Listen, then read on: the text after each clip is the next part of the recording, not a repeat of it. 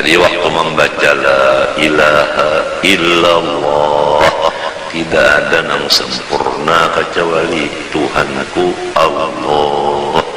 Kemudian Allah,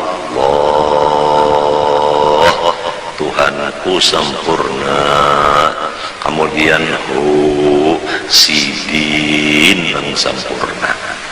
Nah, lamun nang kayak itu, insya Allah hati kita itu sehari-sehari bertambah himung, bertambah senang, bertambah lapang, bertambah gembira. Dengan adanya hati senang, hati gembira, maka badan kita sehat. Dan orang melihat kita awet muda. Kenapa jadi itu aja sasar sehari pina sasar bemanis rupa. Nah, resepnya hajin meminum jamu madura. Sebenarnya resepnya itu adalah hati lapang. Hati lapang itu karena ilmu ada di dalam hati. Di antaranya sudah yakin bahwa ada bisi Allah. Allah itu bersifat saraba sempurna. Kadada kekurangan sesuatu pun. Dan yang bersifat sempurna ini milik bagi kita. Allahu Rabbi. Allah itu milik aku. Coba di samping itu apa-apa amalan yang diberi sudah oleh Abah dipakai. Di antaranya tarekat samaniyah diamalkan saban subuh lawan saban maghrib atau mbah asar. La ilaha illallah 166 kali. Allah 66 kali. Hu 77 kali. Abah ulangi la ilaha illallah 166 kali. Allah 66 kali. Hu 77 kali. Kemudian membaca wasiat sidin 4 kali berturut-turut. Allahumma ighfir li ummati sayyidina Muhammad, Allahumma arham ummata sayyidina Muhammad, Allahumma astur ummata sayyidina Muhammad, Allahumma jbur ummata sayyidina Muhammad. Jadi tarekat samaniyahnya itu tadi diamalkan pagi sore, doanya pun 4 berturut-turut, sekurangnya limbah sembahyang subuh aja. Kalau bisa sore pun dibaca juga. Pertama, orang mengamalkan 2 macam itu tadi, tarekat samaniyah dan wasiatnya. Pertama diberi ilmu ma'rifat. Yang kedua dimurahkan rezeki yang halal. Mana sugih, mana halal. Hakunlah sugih halal pulang. Nomor 3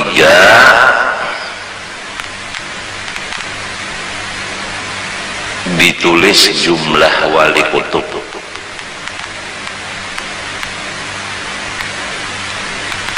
Jadi anak-anakku semuanya barilah waktu limbah subuh, limbah asar atau limbah subuh, limbah maghrib, baca la ilaha illallah 166 kali. Allah 66 kali. Hu 77 kali. Kemudian Allahumma ighfir li ummati sayyidina Muhammad, Allahumma arham ummata sayyidina Muhammad, Allahumma astur ummata sayyidina Muhammad, Allahumma jbur ummata sayyidina Muhammad 4 kali berturut-turut. Tasbih jangan kada bisi. Kopi jangan kadang minum sedikit barang. Dan yang lebih penting lagi, dirancaki duduk di majelis wali Allah.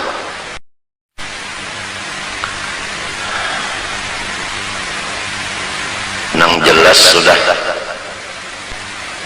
Datuk Pelampaian itu wali, itu jelas sudah. Lalu kita ziarah ke sana, duduknya aja berapa situ hitung, memecah intal. Belum lagi kita memandang akan kuburan situ, belum lagi kita membaca Yasin, belum lagi kita membaca tahlil, belum lagi kita membaca wasiat beliau.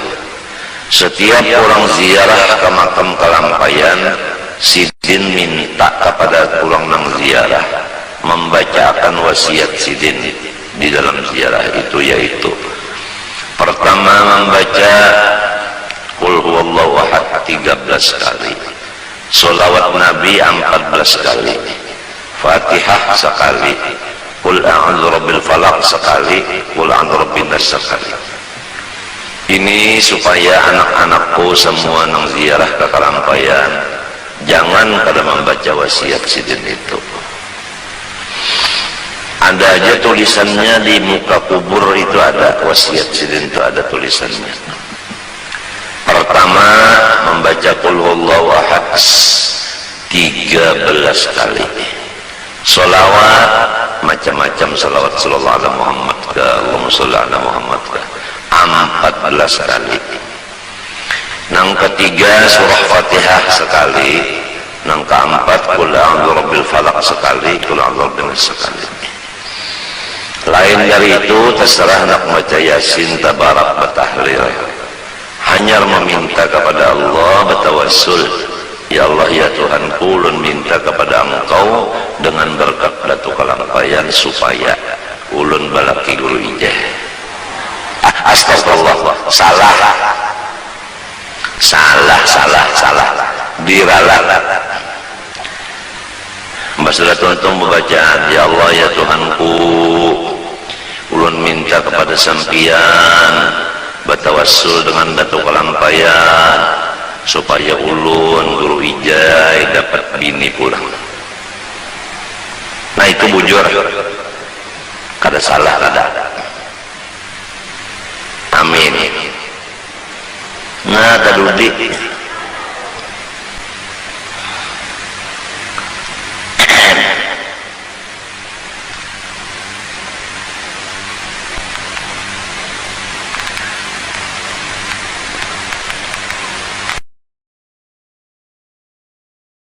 tasbih ada di badannya, malaikat Allah Ta'ala yang di langit semuanya memintakan kepada Allah supaya dosa-dosa orang itu dihapuskan. Jadi kira-kira anak-anakku semua jangan ada nang kada bisi tasbih, jangan tasbih nang di dada itu aja 2 biji, lawan nang di patangahan tasbihnya sebiji. Ada kalau di patangahan sebiji nang mencingil ada. Ndang ada. Jadi ikam bisa tasbih berapa? Hah? 3 bujur sudah 100. Kalau abah bisa tasbih 2. Nah, terbanyak ikam bisi. Marilah tasbih sama-sama kita praktek supaya mencelang. Andai kata tasbih itu nang 33 kah, nang 100 kah lawan kepalanya ada di badan kita, senantiasa malaikat mintakan ampun kepada Allah Subhanahu wa Ta'ala atas dosa-dosa kita. Walaupun kada diketek lawan tangan, asal ada di kantong. Ini barataan membawa jauh tasbih. Sepalik. Lain nang 3 kali lain.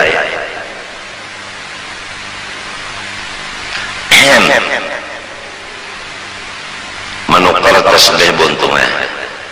Nang murah-murah aja, jangan nang larang-larang. Asal ada bisi. Apalagi kalau bisa mengambil ijazah tasbih lawan guru itu mengambil ijazah lawan gurunya, sampai kepada Sayyidina Muhammad sallallahu alaihi wasallam. Yang diantara fadilatnya ijazah tasbih itu masuk surga bi ghairi hisab. Limbah bangun dari kubur tengah dari dalam surganya aja. Kada tahu bepanas di padang mahsyar, kada tahu betiti siratal mustaqim, kada tahu betimbang, kada tahu berhisab. Pokoknya bangun di kubur ada di surga. Nah, itulah ijazah tasbih. Satu lagi ijazah bersalaman. Rasulullah bersabda, siapa bersalaman dengan aku dan sampai hari kiamat, ijazah musafahah, saya masuk surga kada berhisab juga. Ada lagi yang semacamnya berasuk tangan. Kalau bersalaman minta, rasuk tangan minta.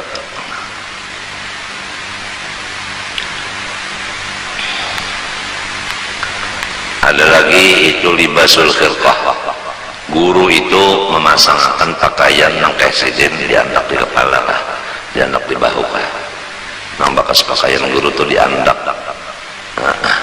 Atas tasbih nang pakaian guru diandak di tangan. Itu semuanya satu persatu daripada 5 perkara itu adalah tujuannya masuk surga bi ghairi hisab.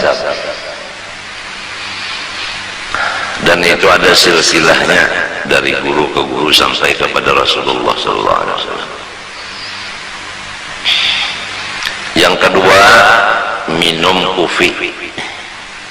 Selama rasa atau bau kupi masih ada di rongga seseorang, maka malaikat semuanya mintakan kepada Allah supaya dosa orang itu diampuni oleh Allah Subhanahu wa ta'ala.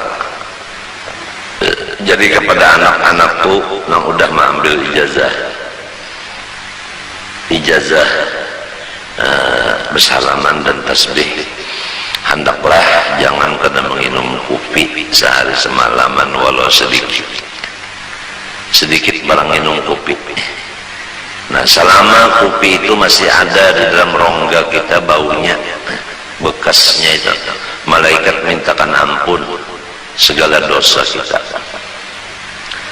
Yang ketiga terakhir, selama kita duduk di hadapan atau di majelis orang waliullah, selama duduk di situ malaikat semuanya memohon kepada Allah, ampunilah dosa orang itu semuanya. Waliullah ini nang hidup lo nang mati sama, nang sudah dikubur atau nang belum dikubur. Cuma anunya bedanya, kalau nang dikubur kita kada kau pandar lagi, dan kita kada kau melihat lagi lawan sidin, dan kita kada kau lagi bahasa salaman lawan sidin. Sidin sudah dalam kubur, ya Allah. Kalau nang masih hidup kau bahasa salaman lawan sidin, kau melihat lawan sidin. Apabila sidin melihat kita atau kita melihat sidin, ada disebutkan di dalam riwayat kita, inna lillahi rijalan man nadha ilaihim nadratan sa'ida sa'adatan la yashqa ba'da abada. Ada satu riwayat, man nadharu ilaihi nadratan sa'ida sa'adatan la yashqa ba'daha abada. Bahwasanya wali-wali Allah Ta'ala itu apabila melihat akan seseorang dengan mata beliau, orang yang dilihat beliau itu untung selama-lamanya, atau beliau kada melihati tapi kita melihat non beliau yang ada cengang ya kita lawan sidin minten, maka si kita ini ditulis untung dunia akhirat. Lamun sidin melihat lawan kita, kita melihat lawan sidin, luar biasa. Nah, inilah hidup kita siang malam ini.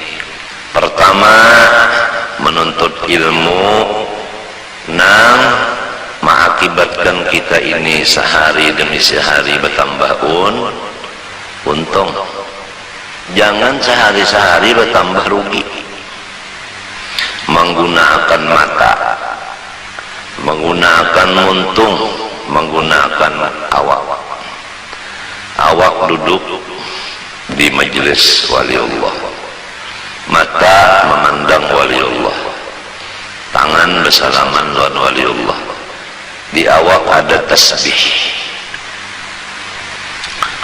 Sudah rancak kita mendengar apabila orang duduk di majelis waliullah, sama ada nang hidup maupun nang mati, duduknya itu sekadar memecah intalu sabigi, intalu mantah.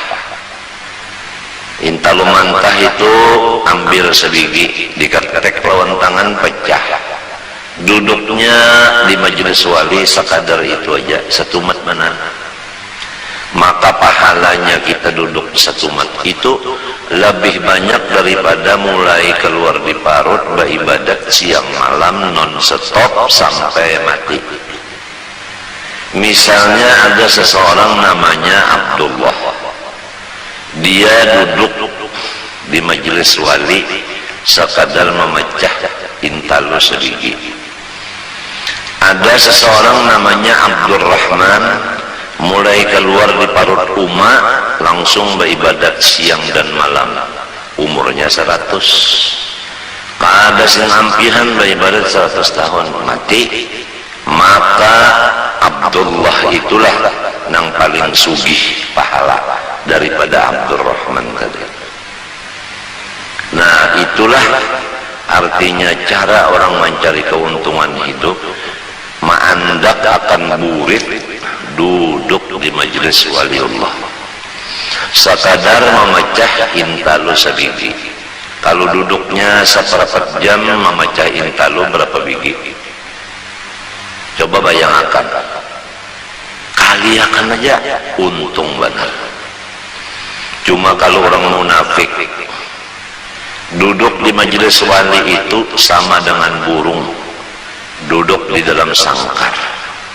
Dia berpikir hendak keluar daripada sangkar itu, rasa kada nyaman di dalam sangkar. Dia lengah daripada Allah. Dia duduk bukan di majelis wali, dia kada bisi tasbih,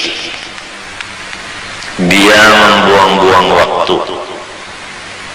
Mata kada melihat kepada orang soleh, telinga kada mendengar kata-kata orang soleh, tangan kada bersalaman lawan orang soleh, beelang bukan ke tempat orang soleh. Jadi salah inya juga kada menggunakan awaknya kepada yang semestinya. Jelas saja sudah. Fa inna lahu ma'isyatan dhanka, diberi hidupnya itu susah.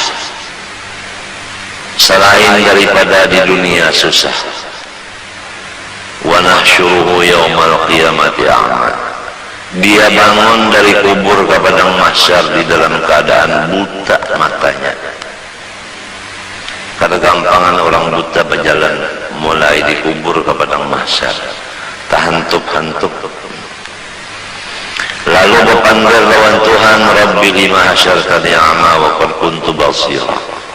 Ulun di dunia ya Allah melihat saja mata, kenapa libah bangun di kubur ini picak?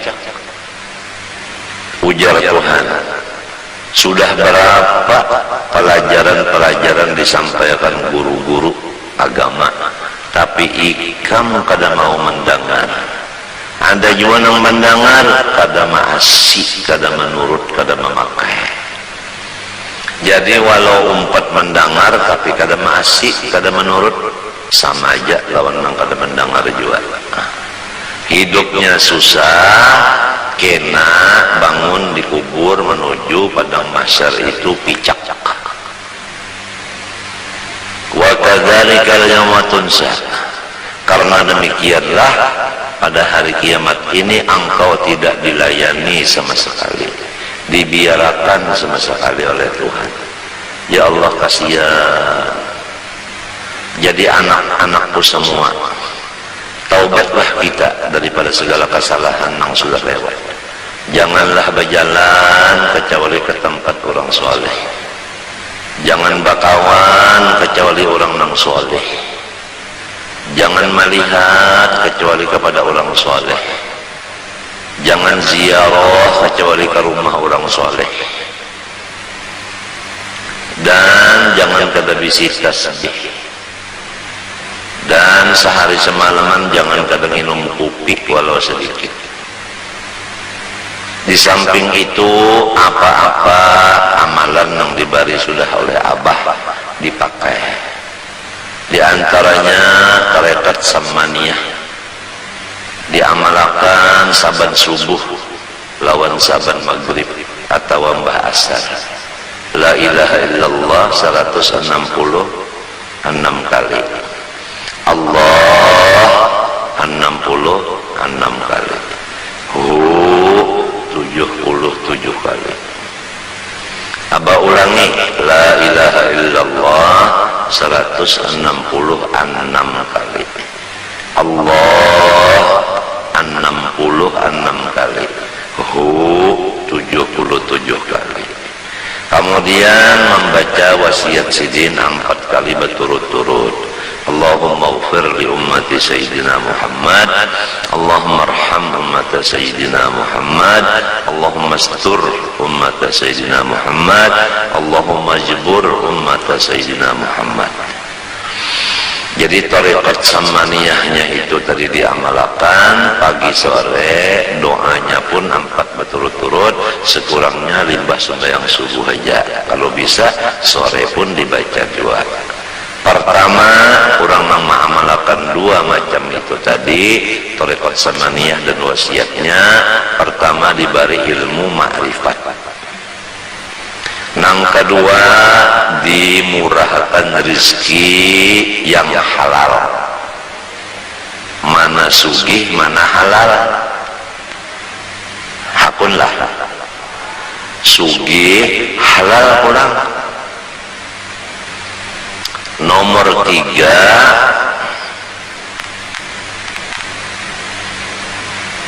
ditulis jumlah wali kutub.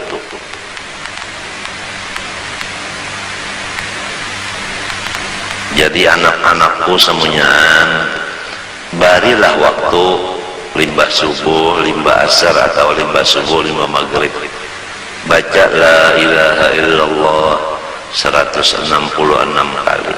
Allah 66 kali.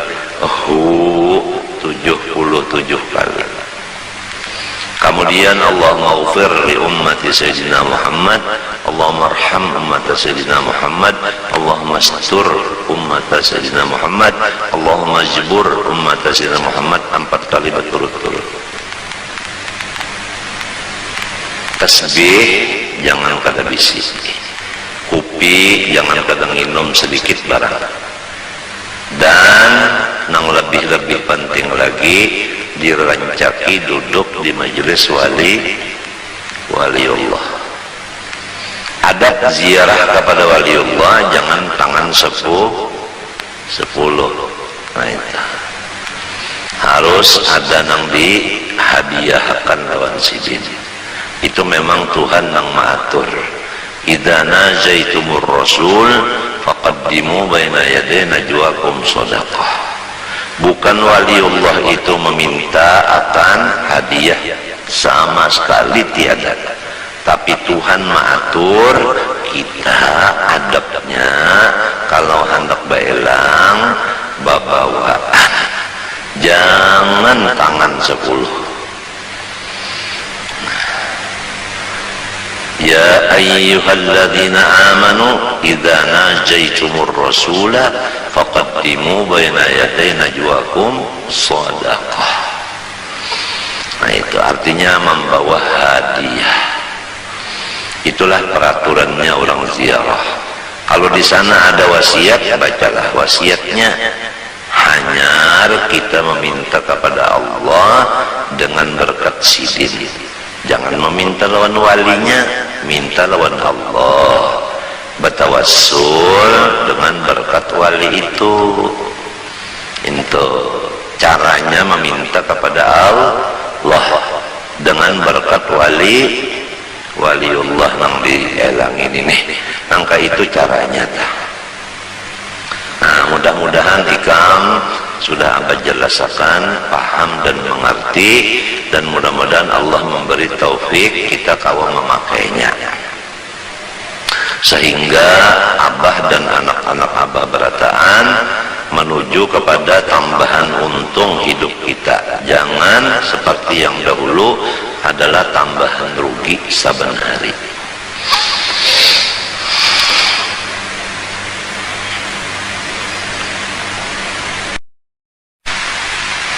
Sekarang banyak sudah harta yang haram. Di antaranya ada bakat. Di antaranya berjual barang yang sudah jadi, utas, galang, medalion, anu bonel. Di situ ada emas. Lalu berjual belinya berutang-utangan. Padahal itu hukumnya riba.